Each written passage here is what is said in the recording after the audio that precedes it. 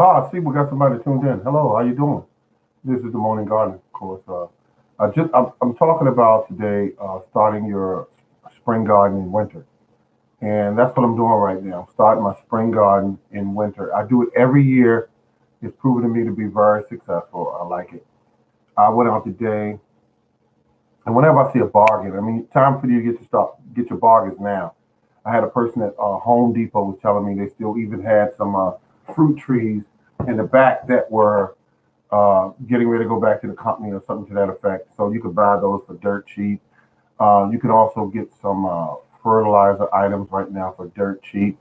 If there are any bags around of things like fertilizer or whatever, whether it be lime, whatever, some of those bags are busted and they will tape them up and you can get them pretty good markdown price if you care to wrestle with the bags. Um, and I like that because you can get a lot more now for less. I mean, if somebody take a bag of say something costs $10 and they mark it down $5, that means you got that bag for $5. So I say buy what you can right now, get your garden all prepped up and ready before even spring comes. I'm doing it now. I mean, I just loaded up the Jeep with five 40-pound bags of some supplies. I got three bags of fertilizer. What else? Anything out there that I see now, plants right now. If this is the perfect time, like if you see certain plants like grapevines, fruit trees, things like that, you can buy those and put them in the ground. The best time to put something in the ground is right now. The weather we're getting right now here up in zone 7, we're down in the 40s and 30s and that sort of thing at night, sometimes 35 degrees. You can get those trees in and they'll be fine. I mean, they'll be fine until spring comes. And then they'll just jump off and start leafing out, and you got a plant for little or nothing. Because in the spring, if you wait to get that same tree might be $25. But in the spring, I mean, in the wintertime, like right now, you might get that same tree for $7. Uh, you know, and it's the same quality tree, but you got to know what you're looking for. But give it that little scratch test. If you see green underneath that little bark, you got your tree that's going to flash out and do your thing. Yes, hello, how you doing? Yes, sir. Well, I've been doing it. I mean, I bought a blackberry bush. I don't know how many years ago. Maybe it's been 6, 7, 8 years ago. I bought it out. They had it up there, and it was almost gone. And I looked at it, and I said, "Look, how much?" Guy said, "Give me 75 cents for it." And he could have gave it to me for 50 cents. But he said 75. So I figured, okay, this plant in the store is gonna be about $7 in the spring. I'm getting it for 75 cents. I came home, dug me a little hole, and I filled it in with water. I put some fertilizer in there, put some compost in there, and what else I put in there? A little bit of Epsom salt, and put the plant in the hole. Oh, no, I put a coating, a spacer. I call it a spacer. The soil about an inch, 2 inches between the fertilizer and the plant. Stuck that plant in there, and when I put that plant in there, after about maybe a week and a half, 2 weeks went by, that plant started waking up because it was getting water. That's the first thing. Because in the store, when they leave them on the rack and they're going to let them die, one thing they stop giving them is water. And we all know that's life support. And then once that plant started leafing out, let me put it like this. I could not keep that plant under control after about 2 months went by.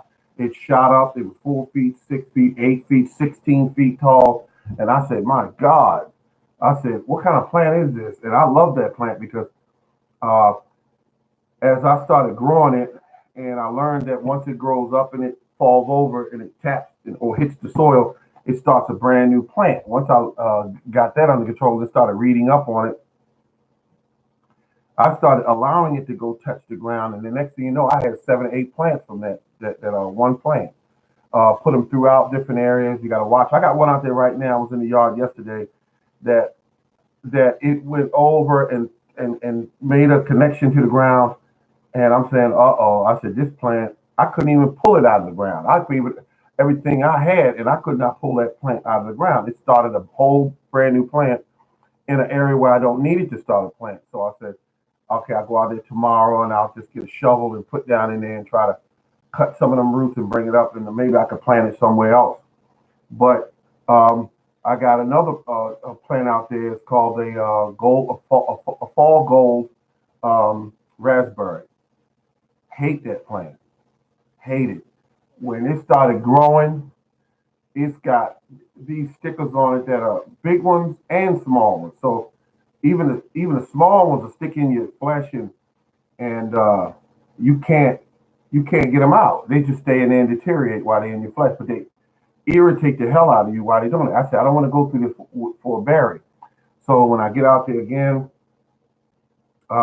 now it's done grown and attached itself and moved around in the yard. So I got to find out where it's attached to, get me some heavy duty, some type of gloves to see if I can pull this thing out of the ground, and also the original plant, because the raspberries I have, the original ones I started out with, they're doing fine. They're doing absolutely fine. So I don't need to do anything with them. They don't grow the stickers, but they do move around. But they do it underground the way they move. They move underground. I put a few plants in. Now all of them have located themselves underneath my pear tree. So I'm thinking it's not gonna hurt anything. They in an area where they knew there was more sun and a food supply. So they came on underneath that tree. So I love it. So now I'm doing something now where I'm getting everything ready. I planted some spinach. I planted some what they call it, kale. Yeah, kale. And tomorrow I'm gonna put in some kale and also some what they call that stuff. It's called it's a beautiful. It's called mustard green. And I'm gonna put you some mustard green because those kind of plants, they don't mind this little bit of cold snap we have here in Zone 7B. They don't mind that cold snap. In fact, you can get a good growth out of them and start eating those, and then when it really gets cold, and it'll kill off some of the plants. But for the most part, I'm growing the mustard green primarily for the seeds that they produce because I want the seeds. Because the seeds I have now, they got a little age on them. They're about anywhere. The seeds I have are about what are they? Maybe 3 years old. So they'll grow, but I like to keep seeds on hand. I don't like to let my seed stash get low. And plus, those seeds are already very, very familiar with my soil, and I want to keep that thing going. Um, so right now, uh, like I said, it rained a little last night. It's got the seeds that are in, which is I'm excited about the spinach because these are a variety of spinach that's giant spinach. That's what they call. Anytime they want to sell you something, a lot of times what these seed stores will do, they show you tomatoes the size of a watermelon, say for instance, and they know that's what you want. But really, is that really what you want? I mean, is it really going to taste any better? Is it going to grow any better? Chances are the plant's going to grow a few tomatoes, and it's going to grow you a whole bunch of it's going to grow you a whole bunch of big ones, but you're not going to get a lot of them. You're not going to get a lot of tomatoes. It's like when you grow the cherry tomatoes, they all kind of produce at one time, but you get a lot when they come. So they're great for making like soups and also making sauces. A lot of your cherry tomato varieties, 'cause they produce a lot. But with the big tomatoes, um, all tomatoes are pretty much heavy feeders, so you got to stay on them when you're planting them. And they love things like horse manure, and they love cow manure. They love it. And I say to you folks to do this one thing for me. If you plan on gardening or this year, get your fertilizers now in the fall. When your neighbors are throwing out their leaves, if they got the leaves in those clear bags where you can see what's in there instead of trash, you just want the leaves, and not the leaves that they swept up from the curbs. A lot of them get oil and stuff on them. You don't want those. You want the ones that are in their yard. Sometimes they'll bring them right over to your yard and place the bags right in your yard. So that's less work for you. But you take them to the back of the yard where you got a shady spot, the shade, You put those bags, you tear them open, you put them bags there. When you come back in the spring, you will see nothing but black soil there. That's what you're going to see. It's going to look like black soil. And it'll save you from going to the box store and paying big dollars for something called soil conditioner, made from leaves, primarily. It's made from leaves. So you don't want to keep doing that and just shelling out your money like you have an endless well of money. We're not Donald Trump. We don't have, okay. So that's what you want to do. You want to make certain that you load up now. You get things that are free, that are right at your fingertips, like leaves, um, horse manure.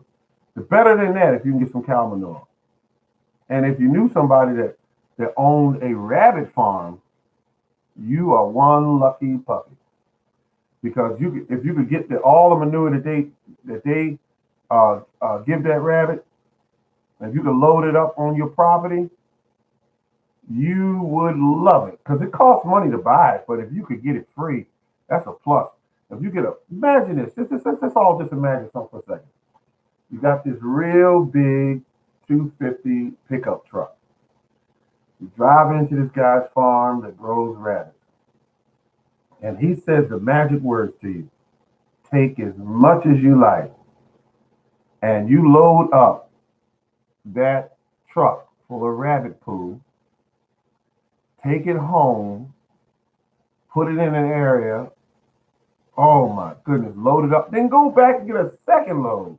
Only this time he has a front loader where he can help you load the truck. You put that in your yard, or if you spread it out over your garden area and leave it there all winter, just leave it there. You won't have to do nothing in the winter, in the spring, but throw the seeds out the window, and them seeds will take off on their own. Because that's how rich your soil will be. And that's what you want. The biology in your soil, you want to feed it and drive it crazy. Give it enough water, give it enough food, and give it a mixture of different things. I mean, everything from cow manure to rabbit poo to leaves, whatever you, and put it down there. And when the weather change, you're gonna notice that your soil, when you put a tomato plant in there, your biggest problem is gonna be, what are you gonna do with all these big sweet tomatoes? All this big, huge cucumbers that are beautifully colored and taste and crisp and fresh. That's what I'm talking about. If you put it around your fruit trees are going to act crazy on you. They're going to produce some of the biggest and sweetest peaches or apples that you ever had the tree produce, just by laying it right at the base of the tree and leaving it there. And you'll ask yourself one question: how come you haven't been doing this all along? Because the resources, you got to buy that stuff, and trees require quite a bit of nutrients, especially when they start getting around a certain age, like 3 and 4 years old. They've ran all through wherever they're going to be on your property, and they're trying to find food supplies. That's what the root's primary job is: looking for food and anchoring the tree to the ground.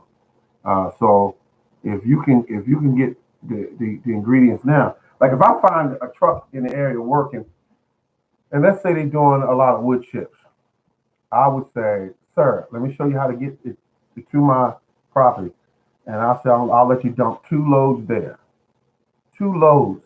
Oh my goodness! And then you just let it sit there and rot down.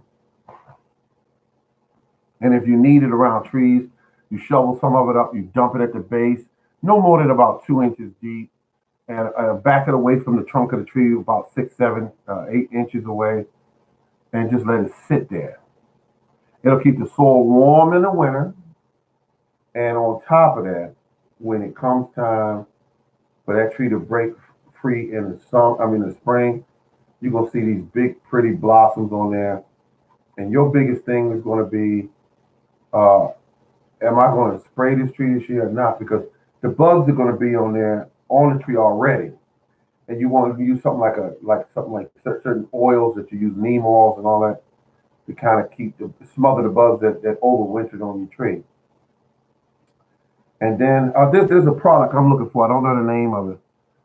It's supposed to be all natural. And the biggest issue I've been having with my fruit trees is that the bugs will overwinter, and as soon as the fruit is there, so are the bugs. So I want to spray my trees. I've always sprayed them with something called a neem oil, but this is supposed to be a two-part combination type deal. So I don't know the name of it, but I'm going to find out the name. So on that note, folks, I'm in here now, getting ready to start up wood stove and really get this house toasty warm. Cause that's what I love. I love if I got the resources, I'm gonna go ahead and do that. But it's been fun talking to you. It really has. I appreciate it. We'll do it again soon. Just let me know what days y'all want me to come on, and we'll do that. This has been the Morning Gardener.